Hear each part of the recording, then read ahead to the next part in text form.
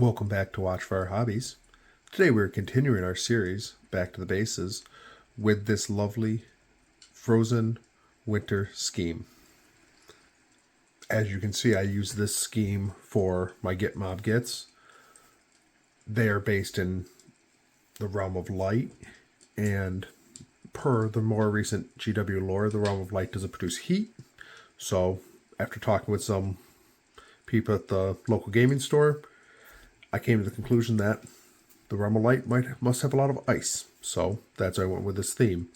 This theme would also be good for any kind of frozen fighters, space wolves, anything that will be fighting on an ice planet. So let's get started. As you can see, this scheme is made up of three main parts. You have your underpainted layer right here. Then you have your crackle over it. Then you just have a simple snow effect made with Vallejo snow. So first thing we're going to do is we're going to paint this base white, then put our crackle paste on it, and then hit it with some contrast and go from there.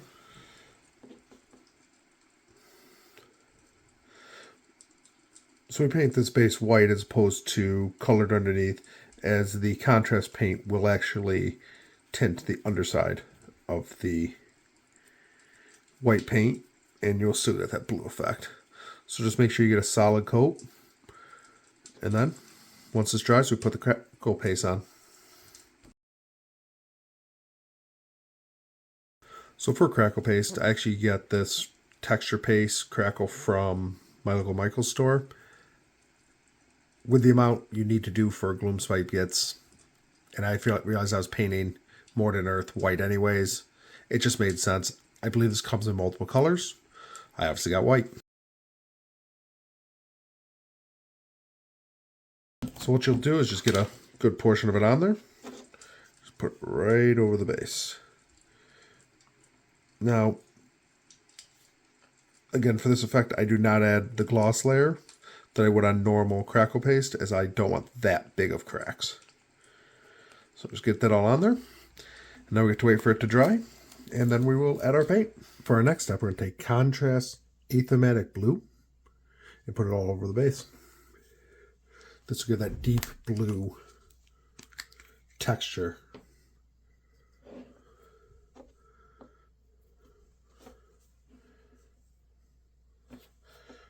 It is a contrast paint, so make sure you use a little more than you think.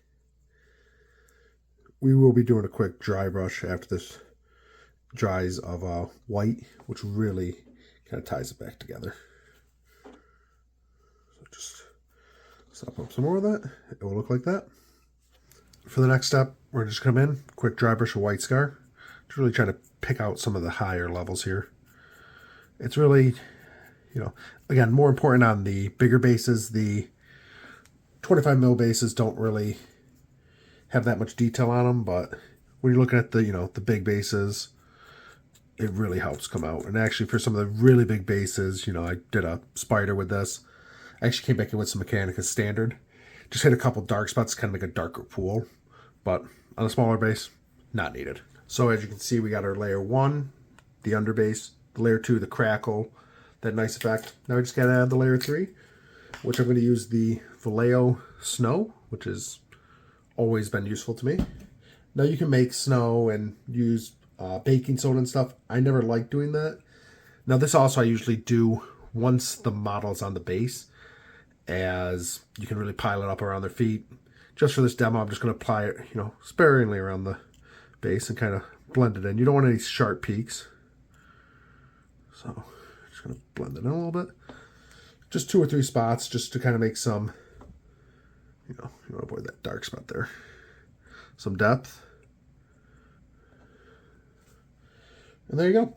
Now, I would recommend painting the sides gray or black. It seems to work best for this base, but that's you. So this model has the black base. It's just Abaddon black.